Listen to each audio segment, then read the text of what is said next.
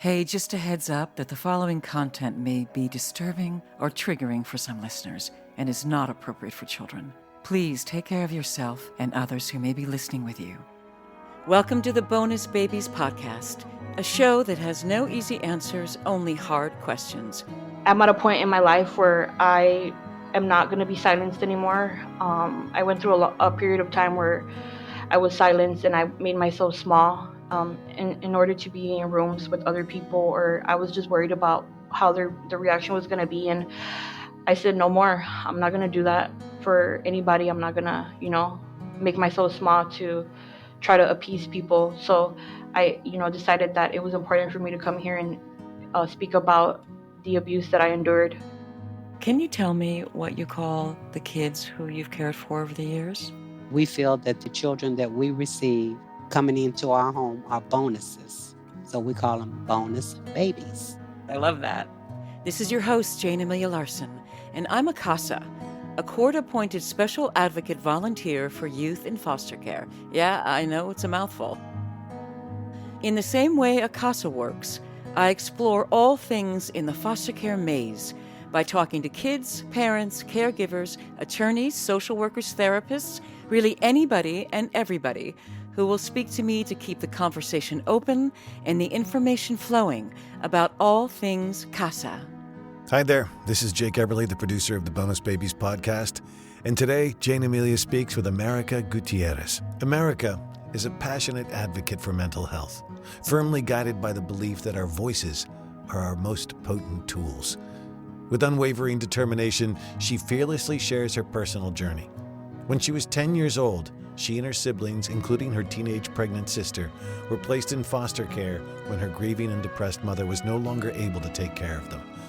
America was never happy in her foster home, never felt like she trusted anyone, and she felt unloved and bullied. But she made it out, and she's getting an education now so that she can give back and help others. Here's America Gutierrez.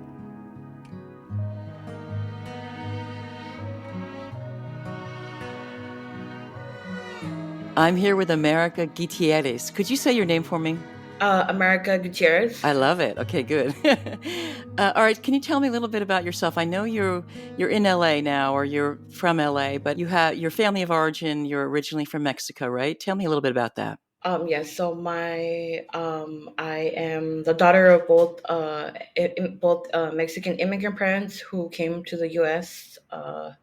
Many years ago, and I am the youngest out of 7 children originally. Youngest of 7, huh? Yeah. Yes. Yeah. Wow. Okay. And how were you raised? What was it like your early years? I was raised by my mom primarily. From up until I was like 10. My father was never really in the picture, so I have very vague and distinct memories of my dad. So, for the most part, it was my mom raising her daughters and stuff, and yeah, she did it by herself. There was a lot of struggle there, and yeah, it was sometimes hard trying to watch my mom, take care of us and stuff, considering she was going through her own difficulties at the time. So, yeah, Well, I can yeah, only sure. imagine how hard. Yeah, being a single mom, 7 kids, very, very hard. And you'd like to find your dad, you said. You even did a DNA test to see if you can track him down, right? What happened? I did. So I did submit a DNA test back in December, in hopes to find my father. I didn't have that much of a good streak. I was only able to get like connected to like very distant relatives, like I don't know, maybe like third, fourth cousins and such. And I reached out to a few, and they weren't really able to provide me with any information. They were just kind of saying that they haven't heard from him since he was a child. And it's been a little bit hard to try to narrow down some information. So it's hard. Yeah. Yeah, and you said you were afraid that maybe he's deceased, right? Yes. So that was actually something that I think one of the reasons why I put it off so long was because I was just afraid of kind of figuring out or just realizing maybe that he might be deceased and stuff. So yeah, so that's like a concern of mine and stuff. But I'm hopeful and stuff, and I think I'll cross that road when I get there, if he, unfortunately has, been deceased and stuff. So only time will tell. Right. So then what happened when you were 10? Because there was a great family trouble. Tell me what happened then. Yes, so when I was 10 years old, me and two of my older sisters were removed from my mother's care. At the time, my sister and we weren't going to school. I think we had missed, like, I don't know, maybe I'm going to speculate here, maybe like about a year, like a full school year that we weren't attending school. And, obviously that was very alarming to school administration. And I guess had a conversation with my mom or something, and we were called into like a school or something, like school meeting, and I think like DCFS was there or something, and they sat down and were talking to my mom, and just kind of like bringing awareness to, like, concerning, they're not going to school and stuff. And at that time, my mom, she was like struggling with her own personal struggles and stuff. So I think it was decided that it was best that we were removed from my mom's care, and we were placed in a foster home with two of my sisters. Okay, so I want to hear more about that in a minute. But what happened to your mom? Because you lost her brother, right? And then she kind of slid downhill from grief. I did. So I lost my brother when I was 5 years old, and it was a really hard time too. It was just like a really hard time in general. Also, being very young, I remember seeing my mom there, and just kind of like when she received the news and stuff, and just kind of like finding information about my brother and stuff. It was very like sad to see. At that age, I really didn't understand, but looking back now and knowing how young I was, and actually being able to remember a lot of the pain and stuff that my mom endured is really hard. So yeah, so we lost my brother, and I think it was just like a downhill from there. Like, I think like just years were just passing by, and I don't think my mom was coping. It was really hard. It was her only son, my only brother, and he also passed at a very young age. So it was just tragic all around. So my mom wasn't coping, and she I think she was like heavily drinking at the time, and she was like, she just fell apart and stuff. So I think the reasons why I didn't go to school was because at a young age, I kind of felt like I had to take care of my mom. Really? Wow. Yeah. Considering that I was very young, so I was very like close and dear to my mom. So we were, I was always with her, and she would always take me everywhere. And my siblings were like they were like 4 or 5 years older than I was, so they were a little bit more independent. So I was always by my mom's side, and I saw a lot of that grief, and I just saw how it destroyed her. So I was afraid to go to school, because I was worried about my mom, what could happen and stuff, and I didn't want to leave her alone. So I would like beg her to like let me stay home from school, and school admin would actually come to our house and pick me up and take me to school, because I didn't want to go. I would cry every day, every morning. I would beg her, like, don't like, I don't want to go to school and stuff. And because I missed so much school, then I was obviously fell behind, and I was not reading at the level that I should have, and there was like talks about me possibly staying behind and stuff. So were there any family friends or relatives, like any aunties or a grandmama or anybody in your life then? Was it just your mom and the kids? So I think at that time it was just my mom. We have family here and around the states and stuff, and I'm not really like fully able to like say with accuracy if maybe they try to help, but my mom just kind of talks a little bit about how she didn't have any help, and how like she feels that maybe her family didn't help, and she didn't feel that support. So it was just it was her, and she did have friends along the way that did help her and stuff, but people were only able to help her so much and stuff. And she did it on her own, and we were on like public assistance, we were on food stamps, whatever was available to us, and she tried hard and stuff. So Yeah. what happened when you were removed? What was the situation like? Where did you go?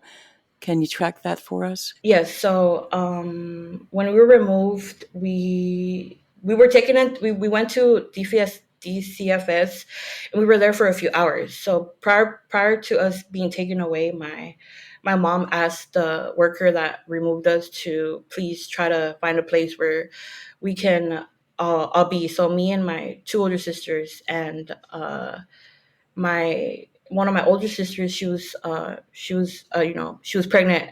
She was like very young, so she was a teen mom, and it was very hard for the workers to try to find a home for three siblings, let alone a pregnant teen. So it was very challenging, and we were able to find a placement that took all of us, and we went, and that was actually in the city of Compton, which was my first placement. And we were removed and we were placed there, and I was very confused at the time. I was 10 years old. I really didn't understand what was going on. What made me really happy was that I got to be with my sisters. I can't imagine being without them and stuff, and I was really happy that we got to be in the same foster home. And we went to my foster mom at that time, and she would tell us, like, just pretend like you're at a relative's house and you're going to stay here for like X amount of time. And, she would try to like comfort us and try to make us feel better. But, She was loving and kind, that foster mom? yeah, at that time when we first, were placed in her home, she was very like nurturing and very like loving and very understanding, and, made you feel like, that everything was going to be okay. But that changed, or what? Yeah, it changed like years down the line as I had been in my placement. So I had been at that placement for, I want to say, 9 years. So since I was 10 up until I was 19, I was in her home. And as I had lived there for more years and we had gotten to know each other, and we, knew each other very well. My foster mom, she and at the time it was also her daughter who assisted in taking care of the children, right? There were more kids in the house and stuff, so it was primarily my foster mom who was the caregiver, but she also had assistance of her older daughter. And during my time there, they were very abusive. They were verbally and mentally abusive to not only me but the rest of the teenagers, kids at the time. So they would just say nasty things to you, and they would trigger you, and they did it until they saw tears coming, and then they would try to gaslight me and stuff. They would like gaslight you and just kind of say, when I would cry and stuff, they would say like, oh, here come the waterworks, crocodile tears, just very like nasty stuff to me at the time when I was like a teenager. And I had to kind of like internalize all of that pain and stuff. And it was very hard. It was very difficult to have to hear that from them. And not, you can't really like speak up for yourself, right? Because there's repercussions, right? So a lot of that was internalized. And Right. So what were they doing, do you think, that they did? Is it that the biological daughter resented that there were so many kids in the house that she had to look after? Do you think she was just out and out cruel, or you think she was doing it 'cause she didn't want you guys there and she wanted her mom to herself, or what? I think so. It's my personal opinion that I think she kind of resented us, and I think that might have had to do with maybe like her own personal upbringing, and maybe I think maybe her mom, seeing her mom take care of other children might have been something hard for her to see. And I also think that they got joy out of it. It's Mm-hmm. they could walk into my room and go off on me, and I wasn't really able to speak my mind up, because if I did, I'm gonna get punished for it, right? They're gonna take away my phone, they're gonna do this, they're not gonna let me go out, they're not gonna let me go see my sister, they're not gonna let me go see my family. So I think they were able to do it, and they did. Right. So at this time, the foster mom, did she know what was going on? Did she not care, or she was just like tired by then, or what? I don't think she cared. There was many times where I would bring it to her attention, and I would be like, hey, like, this is what's going on, and I don't really like it, or can you make it stop, or just bringing it to her awareness for her to do something. And she would just say that I'm always complaining about something, or that I am looking to start problems, or that I just want attention. And it was just like never really like, she never really heard me. She never really like cared to like make an effort and stuff. And then kind of like I was always made to feel that I was the one, I was the instigator. It was my fault. I had a lot of, I guess, behavioral problems, right? When I was a teenager in my foster home, I was labeled a problem child. I had a lot of behavioral issues, and it's actually really sad. And I think that maybe they might have weaponized against that. They might have, been like, oh, she's always angry or whatever. She's like just looking for attention, so I'm just gonna ignore her. And it was actually really sad, and it was really hurtful to be able to, like, when I brought these things up to her, and she really didn't really care about them. It was really hurtful, and I just kind of like I just took it. You know what I mean? I just kind of like tried to defend myself whenever I could. I would try to stand up for myself, and that was the best I could do at the time.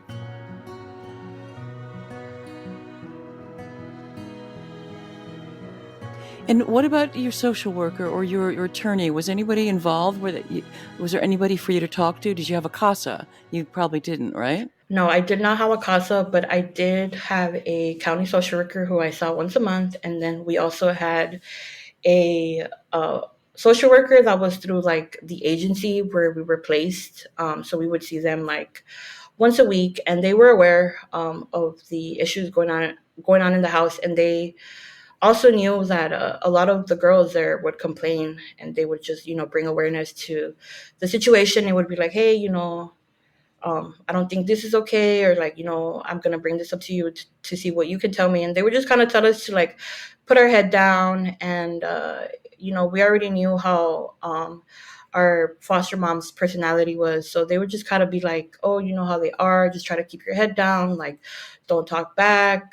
Don't do this. Don't do that. And, I feel like maybe they didn't really have placements for children to be, it wasn't as, I'm assuming that maybe it wouldn't have been as easy as, removing me from the care, because maybe they were like low on placements or something. But they were aware. As far as the worker that we saw like on a weekly basis, they were aware. They were very involved in our home life, and, just kind of like getting progress every week from us. And they knew, yeah. There was a lot of discourse and stuff. So there was like meetings that we used to have and stuff, and just try to get to the root of the problem. And we kind of were always like, okay, well, we'll make it work. But it never really like truly worked and stuff. So it got worse and stuff. So yeah, it sounds like the way that it worked is this, as you said, you kept your head down, tried to stay out of trouble, couldn't express yourself, couldn't express your feelings, couldn't have any real resolution. You just had to shut up and stay in the corner. Yeah, exactly like that. That's some childhood, huh? How do you Yes. how do you feel about that now? I think it's sad that I'm sure I'm not the first or the last foster kid that will have to go through this. And I think it's very sad that these are some of the things that children in the foster care and placements have to go through. They just kind of have to like be like a fly on the wall and try not to irritate or do or say anything that may make somebody go off. And it's just kind of like, I was afraid every day. Honestly, I'm like, what is gonna happen now? Like, what new problem, or like, what did I do now and stuff? And I sometimes would come home and I would be in trouble for whatever reason. And I also want to talk a little bit about how my foster mom and her daughter, they're very controlling. They dictated what we did and what we said ultimately. And that's kind of like something that I learned from a young age. That what they say goes and stuff. And if you put up a fight, it's not going to be good for you. They're very controlling on what I did and stuff. So a lot of the times that I would get in trouble would because they didn't like what I did, or maybe they didn't like. I honestly believe that they didn't really like that I stood up for myself. From a very young age, I was always very like vocal and stuff, and I didn't know how to use my words when I was a teenager, so I said whatever came into my mind. But I'm just trying to defend myself. I'm not gonna let you treat me like this and call me these names because I don't deserve this. And were your sisters still with you at this time? Because didn't they age out? Or if you were the baby, did you end up there alone without your sisters? Yeah. So my sisters were there for a little, for like a couple years before they were able to emancipate. So that they also received their fair share of whatever it was that we got. Abuse What yeah, it's called uh, abuse. Yeah, yeah. yes, whatever abuse that we got, whatever they wanted to call us, whatever, they're very controlling. They would one of their go-tos was to just like try to snatch your phone away from you, or you can't go, you have to stay in your room. And okay, I'm gonna stay in my room. But yeah, I shared a little bit, and I think the reason they left actually was because of just how abusive they were. They would think that they could walk in and just start going off about whatever it is that they wanted to go off. And me and my sisters talked about it and stuff. We really don't really like to go into many details and stuff, but we talk about how this is abuse and stuff. And I left. They're like, I left because I couldn't take it anymore. You know what I mean? They thought that they owned you and stuff.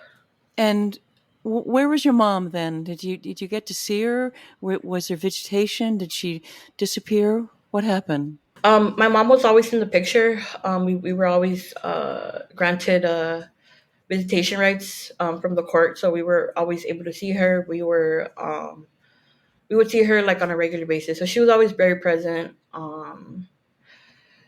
I initially never really spoke out about like the abuse to my mom and stuff. You didn't want her to know. Is that why?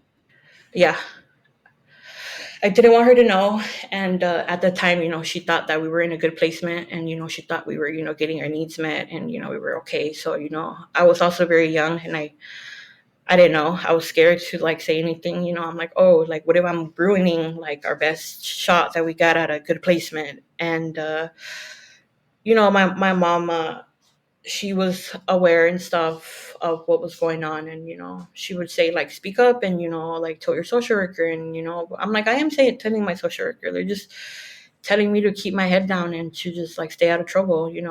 I don't know what else to do. And I just kind of I dealt with it so much. I internalized all of it that I almost blamed myself.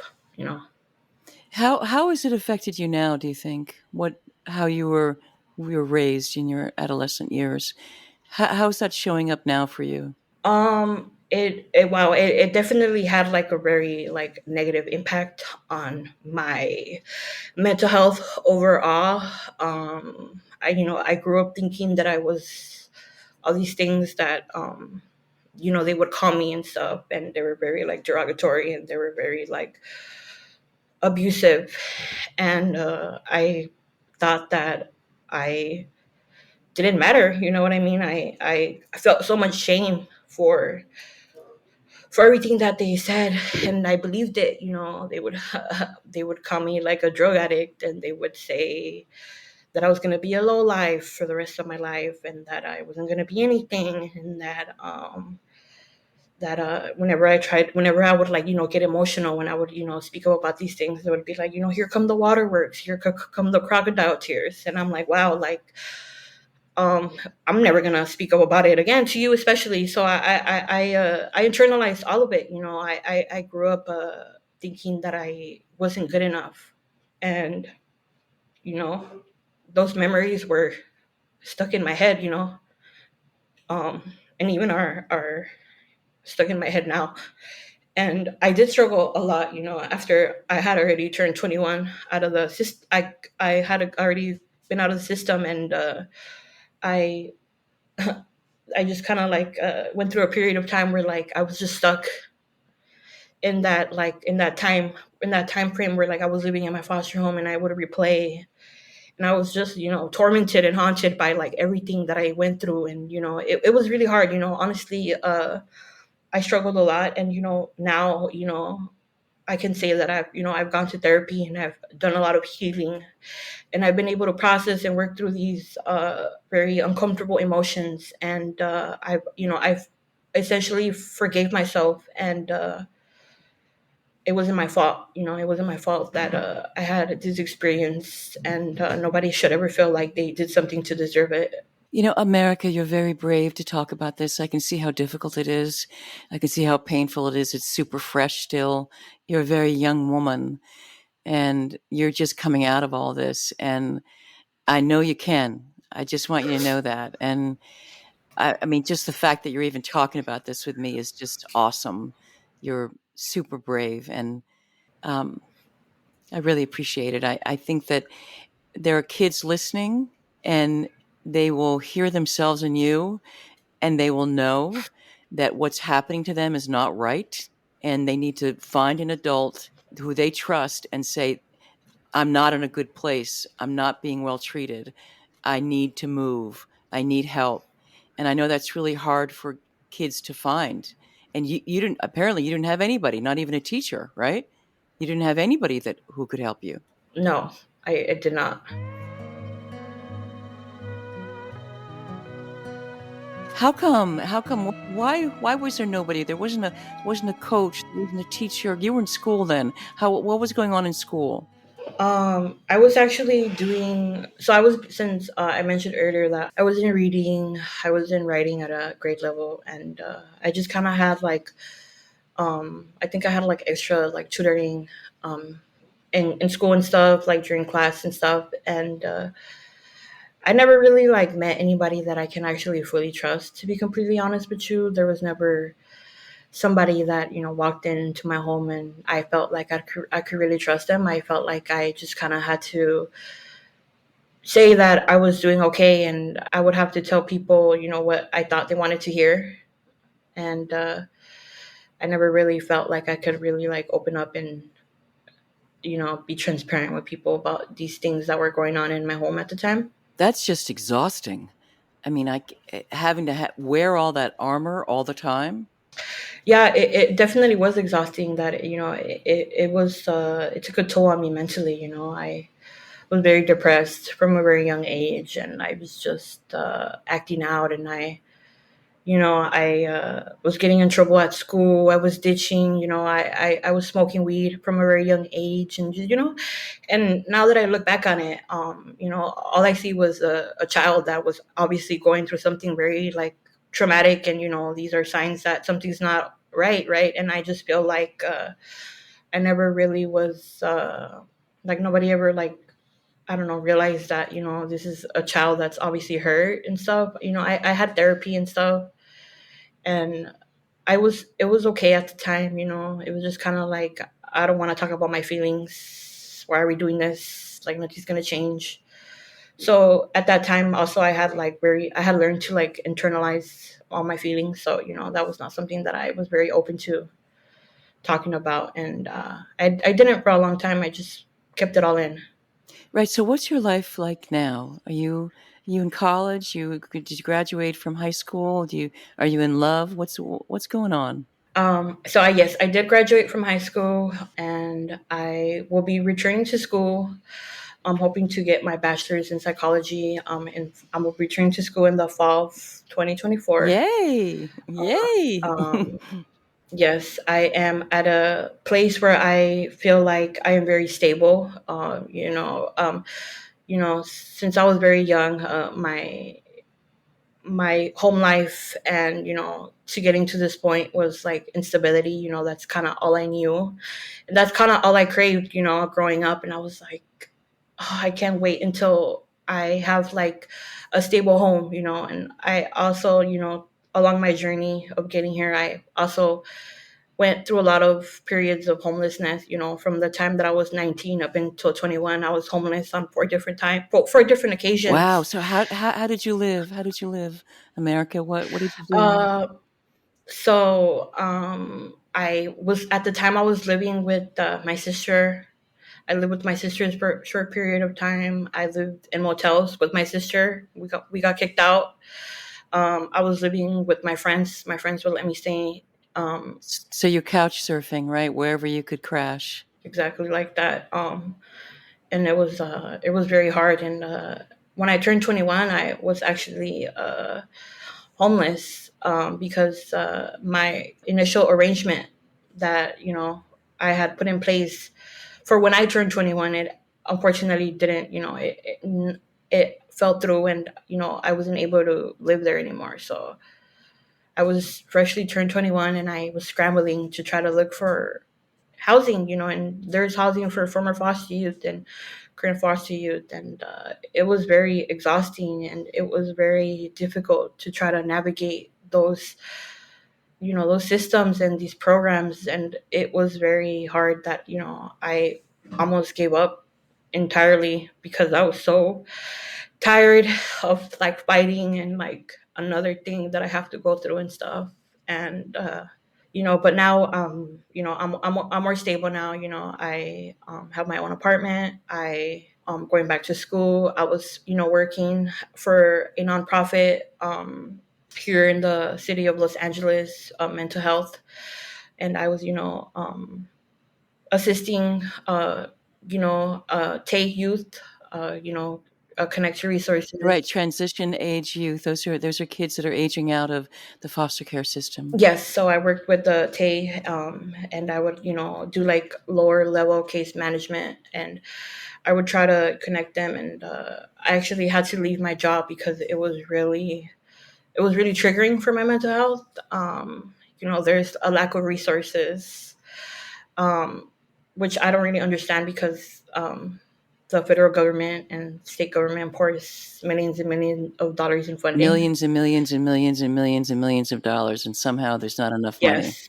Right. Yes, exactly. And it was it was triggering for me personally. And I used to go to places like this when I was looking for housing, and it's very sad, that sometimes we can't help people, or, maybe you don't come across the right person that you feel like you can help you. So you end up leaving feeling really defeated. And I didn't want to do that. I didn't want to turn somebody away because I couldn't find a placement for them or find them like emergency housing. So, for my own sake, I had to leave and stuff, and which motivated me to want to return to school and, use my degree to actually, help youth in any capacity that I can, and, hopefully change like the child welfare system, or even like be involved in like mental health. So you chose psychology. How did that? Why does that appeal to you? That's a very good question. I'm not entirely sure what sparked my interest, but from a very young age, I thought psychology was pretty like fascinating, and you get to learn about the brain, and you get to learn about the motivations, and you get to learn about all these different components, and you really get to understand your brain. And I always thought that was like super fascinating. And I was like, oh, I want to go to school for psychology. And I think that's kind of where the love grew for it. And it was so fascinating for me, and I'm like, that's what I choose to do. That's what I want to major in. And are you learning about yourself as well as you're studying it? Yeah, I've learned a lot about myself, and learned about a lot of like about trauma, and about how like our brain processes things, and how like our nervous systems, and I've been able to understand it, and I've been able to use some of that knowledge to apply it to my own personal life for healing and growth. So do you have a boyfriend or a girlfriend? Do you have anybody you're in love with? I do. I have a very awesome partner who we've known each other for 7 years, and we've been together for 4 years. So they're honestly my best friend, and Nice. I'm really happy that I found somebody that I can like share special moments, and I don't feel alone anymore. And you can share yourself. You don't have to hide yourself with your partner. Yes, absolutely. They have taught me a lot of things, and they've also taught me how to be myself. And I'm very grateful for that, because I felt like I never really had the opportunity to, be myself 100%. So it's really awesome that, they bring that out in me. Is there anything that you want to say to kids, a kid out there who might be listening, who is in a terrible foster home and doesn't see a way out? Is there anything that you might want to share with that kid? What I will share is that if you're in a placement that is making you really unhappy, and you're kind of waking up every day and asking yourself why you, there is people out there, and I would say, find somebody that you can trust. And I know it's easier said than done, but you have a voice, and you know people will try to silence you, and people will try to deny things and stuff. But your voice is very important. And don't ever make yourself small for anybody. Don't ever feel like you need to diminish your light, or um, not speak up because you're afraid of how somebody else is going to react. Your voice is very powerful. And something that I had to learn, growing up in the foster care system and navigating all these different systems, was that my voice was like my biggest tool. You know what I mean? I had to learn how to advocate for myself. Nobody was advocating for me the way that I wanted. So I had to learn how to use my voice, and it was a very scary thing. A lot of people didn't like that I was voicing my opinions. A lot of people to this day deny like that any abuse went on, and it's very sad. But I will no longer be silenced. I won't ever be made to feel small or be intimidated. So use your voice and stuff, and advocate for yourself. Speak up for yourself. I know it's a scary thing, but once you do it, you're gonna feel empowered, and you're gonna feel like you can do whatever you want. You can conquer the world.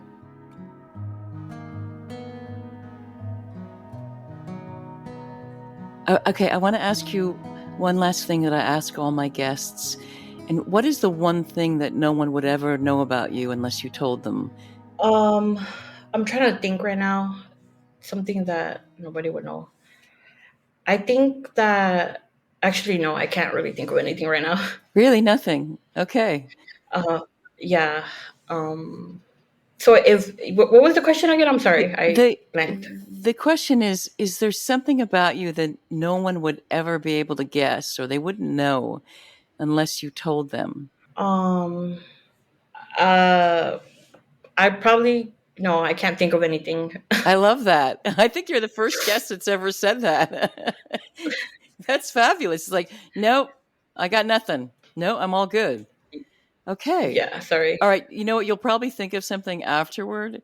And so you can let me know, and we'll do a pickup, or we'll do like a little voice memo. Or Of course. or maybe you'll say, no, I covered everything. I said everything I needed to say. Maybe. Or maybe, yeah.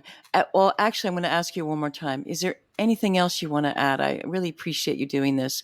I think it's important for kids to hear your story in particular, because you're still struggling to come out of it, right? Yeah, it's gotten better, but yes, it's very difficult to talk about, because even though it's happened so many years, I feel like it's like fresh in my memory.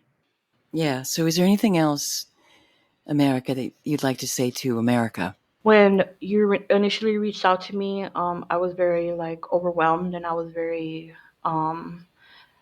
I'm not really sure if I wanted to come on here and share my experience, because talking about these things are uncomfortable, and they can be scary. And I thought about those questions that you told me to think about, of how I felt and what I wanted people to know. And I was really able to use that to push through. And I think that I'm at a point in my life where I am not going to be silenced anymore. I went through a period of time where I was silenced, and I made myself small, in order to be in rooms with other people, or I was just worried about how the reaction was going to be. And I said, no more. I'm not going to do that for anybody. I'm not gonna, make myself small to try to appease people. So I, decided that it was important for me to come here and speak about the abuse that I endured. And I learned how to use my voice, and I'm going to continue to use it, and I'm going to continue to um, try to bring my insights and bring knowledge to these systems about what foster kids go through and stuff. And we're not all bad kids, and this whole experience, now that I look back at it, has motivated me, and I feel like I'm myself again. I'm feeling really empowered that I decided to go back to school to try to use my degree to make a bigger impact. And I've also gotten involved in foster led movements, and I hope that if you take something from this is that use your voice, and be involved in organizations, and like make yourself known. I kind of struggled with how I wanted to use my voice, and how I wanted to change the foster care system, and what impact I wanted it to have. So I had the privilege of getting involved in some very awesome organizations that are for foster youth, by foster youth. So I got involved in California Youth Connection, which is a foster-led youth movement that they do a lot of their work through policy, legislative, and they really have very awesome people. And It's a great organization. Yeah, great. I'll put a link to it in the show notes. It's a great organization. yeah, and I kind of wanted a place. I was looking for a place where I, felt like I was part of, and people could relate to me. And I was able to find that CYC. They're awesome, and I've learned a lot and stuff. So, use your voice, and if you want to, change the foster care system, get involved in organizations, because they're always looking for people's personal experience. And it's important that we keep this conversation going about, what it is to be a child in the foster care system. And also, I think it's very important to talk about, the effects that it has on youth after they exit the system. Just because you exit the system doesn't mean that all of that stayed behind. It's going to follow you for the rest of your life. Use your voice. Right. Thank you, America. Thank you for talking with us today. Thank you so much for having me.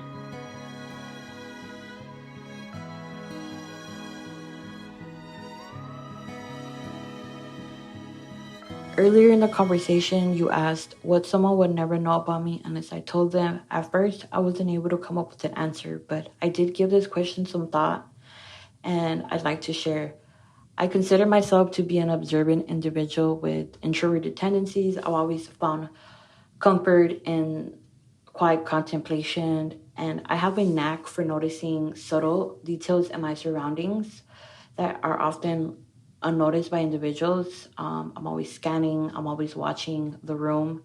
Some of my friends say that I'm paranoid, but you can never be too aware of your surroundings. The second would be that creative writing has always been a passion of mine since my youth. It allows me to channel my thoughts and observations into an imaginative narrative. It also nurtures my introverted nature, serves as a window into my inner world, where I can write about anything and share my unique perspective with other people. Thank you, America, for sharing your story with us. It took a lot of courage to come here and do this, and that will inspire others to step forward and use their own voices. What you've done here is really valuable, so thank you. And as an example, next week's guest is Elizabeth Garcia, America's sister. They were both placed in foster care together. She's now studying to be a social worker. She's the first in her family to go to college and is happily married with 2 small children. Join us next week for Elizabeth Garcia. Thank you for listening, and be well. If you or someone you know is harming themselves or thinking about harming themselves, go to crisistextline.org.